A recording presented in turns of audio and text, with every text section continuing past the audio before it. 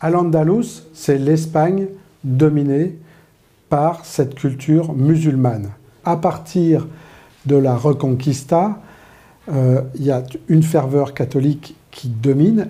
Et donc on a tout le baroque, un baroque espagnol absolument délirant de richesse, mais aussi de ferveur. La Renaissance et les Habsbourg continuent ce grand fil culturel et civilisationnel qui est né à l'époque d'Al-Andalus. Ce qu'on verra, ce sont les signes et les vestiges d'apogée, très courtes, mais absolument éclatantes. Picasso est né à Malaga, donc c'est très important pour lui. Il a gardé cette âme farouche de cette Espagne du Sud. On retrouve partout cette fibre fière, hautaine et surtout radicale qu'on voit partout dans toutes les rues à Malaga. Grenade, c'est un peu la fin du film de cette présence musulmane dans la péninsule ibérique. Alors, le palais de l'Alhambra est merveilleux. C'est un piton rocheux.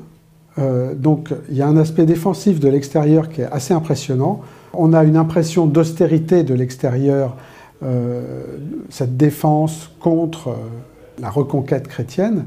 Mais à l'intérieur, on a tout l'art de vivre et toute la culture et tout le savoir des dynasties d'Al-Andalus. Et ça produit des merveilles architecturales et des merveilles décoratives qui jouent sur la géométrie, sur la diffraction de la lumière. Et donc, on a des sortes de prismes lumineux qui sont matérialisés notamment dans les coupoles.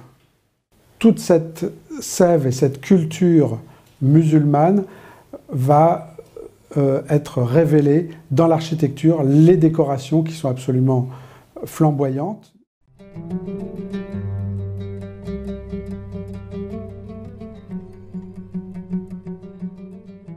Cordoue, c'est croire qu'Al-Andalus, durant 7 siècles, aura été un pays de paix, d'harmonie entre les religions monothéistes et de rayonnement scientifique. C'est vrai et c'est faux, bien sûr, comme tous les mythes.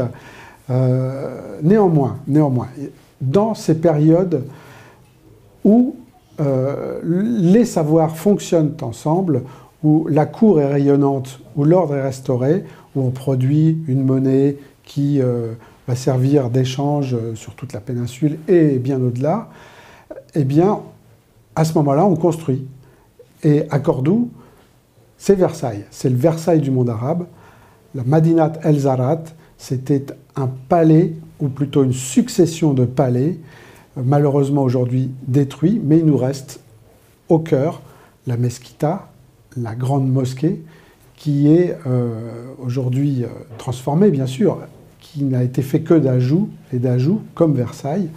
Et on voit s'épanouir ce style arabo-andalou très caractéristique, fait de volutes, d'arcades, de motifs floraux et géométriques. Séville, elle est dominée par la Giralda. La Giralda, c'est ce grand clocher qui fut un grand minaret, donc qui a séduit tout le monde romantique, à commencer par Théophile Gautier. Tout le monde a voulu monter au sommet de cette Giralda pour voir Séville, la grande ville, la ville puissante, doublement puissante, à la fois au temps d'Al-Andalus et après, puisque c'est de là que partent les caravelles pour le Nouveau Monde, qui vont ramener tout cet or qu'on verra dans la cathédrale, puisque l'or est là, il sert au retable, au grand chœur, à l'autel, déborde de richesses de bois sculptés. Christophe Colomb est là, bien sûr. Et toute la gloire de cette ville d'avoir su détourner du royaume du Portugal pour son profit, cet aventurier génois, d'avoir investi dans cette formidable entreprise qui a été la découverte et l'exploitation du Nouveau Monde. Partir avec moi en Andalousie, c'est à la fois m'avoir comme curieux, mais aussi comme passionné, car cette culture andalouse est un mélange entre l'Europe et le Maghreb et l'Afrique, 8 siècles de présence musulmane dans la péninsule ibérique, ce n'est pas rien, ça laisse beaucoup de traces, des traces magnifiques. L'Alcazar, l'Alhambra, des grandes architectures, mais aussi un urbanisme et toute une culture dont on a hérité, qui sont passées par ce grand couloir du sud de l'Europe et qui produisent une culture absolument unique et toujours très vivante.